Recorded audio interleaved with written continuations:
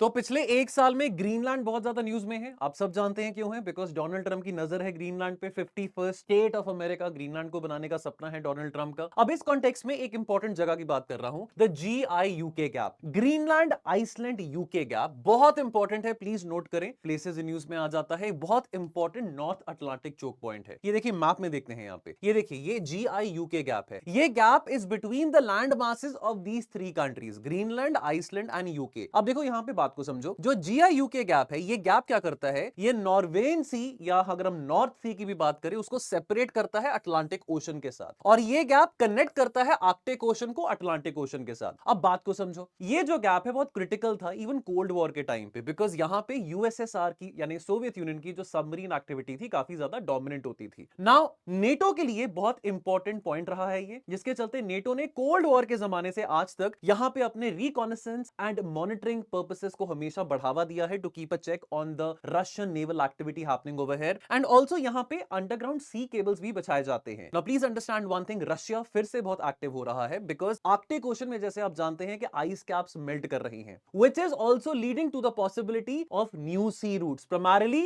the North Sea route. So friends, ये important places in news and इनके साथ associated places in news बहुत important होती है। प्रीलिम्स को एक महीना रह चुका है, तो important river bodies हो गए, straits हो गए, places in news की हम बात करें, important conflicts in news की बात करें, बहुत comprehensively मैंने rapid revision program में IR के वाले component में कवर किया है। प्लीज एनरोल करें, ये एक महीने पहले फ्री के मार्क्स है जो आप स्कोर कर सकते हैं अगर आपने ये सारी प्लेसेस को अच्छी तरह से कवर करा है। Stay tuned for more updates with sleepy classes.